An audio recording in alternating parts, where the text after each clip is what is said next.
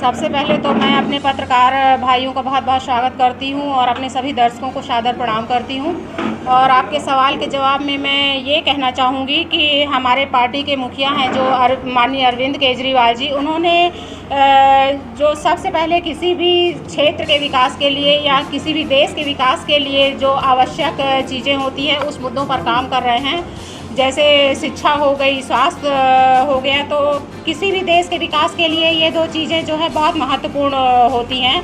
तो हमारे दिल्ली और पंजाब में उन्होंने ये जो व्यवस्था कर रखी है कि चाहे अधिकारी या कर्मचारी या शिक्षक का बेटा, उनके लिए एक नियम बना रखा है कि वो एक विद्यालय में ही शिक्षा ग्रहण करेंगे, जो कि अपने यहाँ ऐसा नहीं होता है।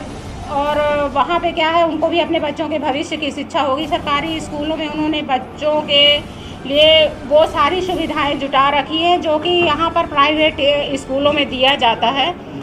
और स्वास्थ्य के लिए भी उन्होंने ये है कि हर मोहल्ला क्लिनिक वहाँ पे खुले हुए हैं जहाँ पे फ्री दवाइयाँ, फ्री स्वास्थ्य लाभ जनता को दिया जा रहा है। उसी मॉडल पे यहाँ पर भी पार्टी काम करेगी। आपकी रणनीति क्या है? आप केजरीवाल की रणनीति की बात कर रहे हैं, मुखिया की, आपकी रणनीति क्या, किस आधार पर आप चुनाव लड़ रही हैं? मैं इस आधार पर चुनाव लड़ रही हूँ कि मैं सिरमौर विधानसभा में जा कर के जन जन तक पहुँच रही हूँ, लोगों से अपनी बात पहुँचा रही हूँ और जो भी नैतिक मुद्दे हैं जनता के, वो जनता का सहयोग लेकर के ही और उन मुद्दों को रख रही हूँ। भाई वहाँ पर महंगाई बहुत ज़्यादा है, भ्रष्टाचार बहुत ज़्यादा है। वहाँ पर जब मैं जाती हूँ क्षेत्र में, वहाँ पे रोडें नहीं हैं, लोग पानी की व्यवस्था में परेशान हैं। पता चलता है कि पूरे क्षेत्र में बहुत सारे ट्रांसफार्मर जले हुए हैं, तो लोग बिजली के लिए परेशान हो रहे हैं। और इन सरकारी स्कूलों की व्यवस्था ठप है, सरकारी हॉस्पिटलों की व्यवस्था ठप है। तो जनता तो वैसे भी तो जो क्षेत्र की समस्याएं हैं तो एजेंडा तो वही रहेगा ना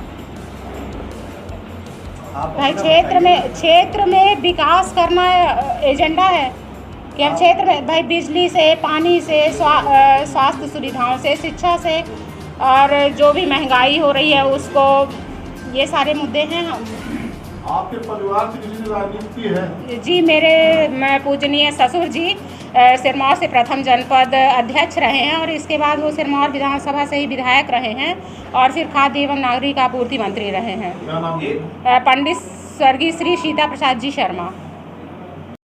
देखिए, सिरमौर विधानसभा में जैसा कि मैंने आपको पहले भी बताया कि मैं जनसंपर्क के दौरान जब लोगों से मिलती हूँ तो जो क्षेत्र की जनता है वो माननीय दिव्यराज जी से बहुत ज़्यादा असंतुष्ट नज़र आती है, क्योंकि वो ये कहती है कि जब से माननीय विधायक जी हुए हैं तब से उन्होंने क्षेत्र में किसी भी प्रकार का विकास का कोई कार्य नहीं किया है, तो वो परिवर्तन चाहते हैं।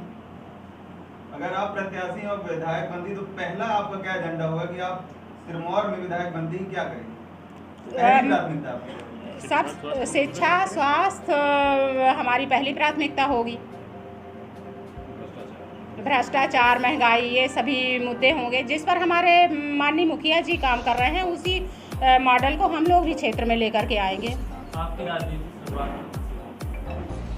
देखिए, वैसे तो पारिवारिक पृष्ठभूमि ही राजनैतिक रही है। जैसा कि मैंने बताया कि मेरे पूज्य ससुर जी पंडित स्वर्गीय श्री सीता प्रसाद जी शर्मा प्रथम जनपद अध्यक्ष रहे हैं सिरमौर के, और 1977 में वो सिरमौर से विधायक रहे हैं और फिर इसके बाद खाद्य एवं नागरिक आपूर्ति मंत्री रहे।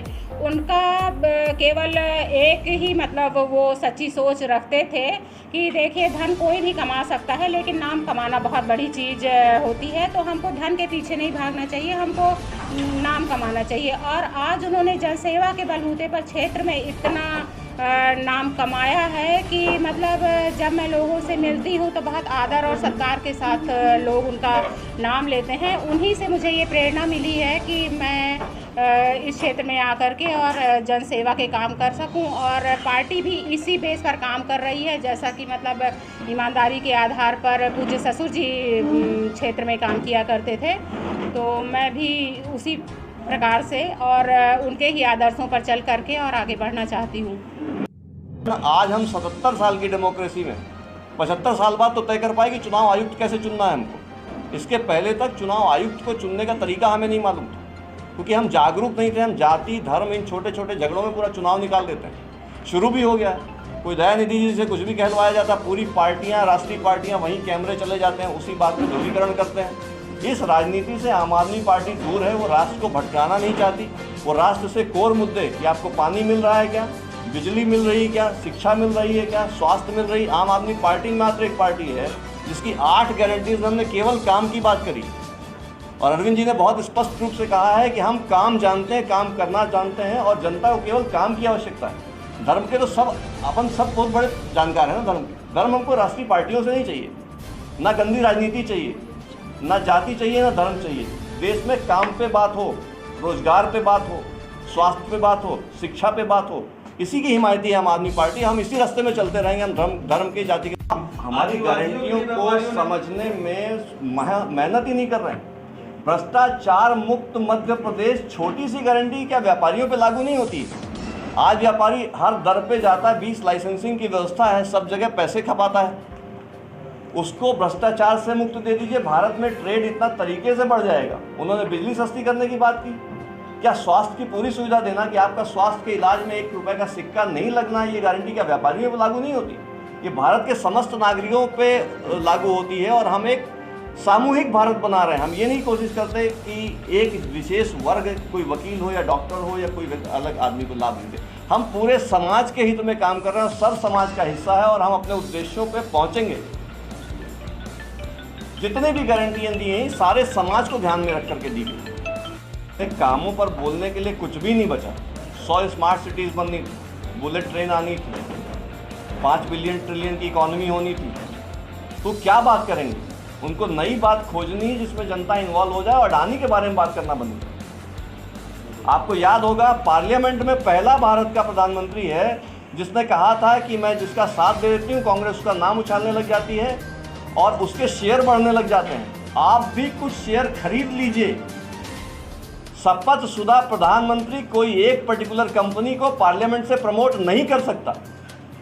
BSNL को भारत के प्रधानमंत्री ने लॉन्च किया था, खत्म करके जियो लॉन्च कराया था। उसके लॉन्च में मौजूद थे प्रमोद, अपने वहाँ वाले क्या नाम जिनकी हत्या हो गई थी, प्रवीण जी ने जिनकी हत्या करी थी, महाजन साहब ने। उन्होंने फंड रेजिंग के रूप में अटल बिहारी वाजपेयी के मना करने पे भी उनको फोर्स करके वहाँ ले आए थे। कट टू कट इंडिया या भारत? सर एक मिनट, both we stand for both. रुपया के नोट पे लगा है, अनावश्यक खर्चा नहीं करना है हमें। दोनों नाम से किसी को ऐतराज नहीं। हम इंडिया को भी उतना ही मानते हैं, भारत को भी उतना ही मानते हैं।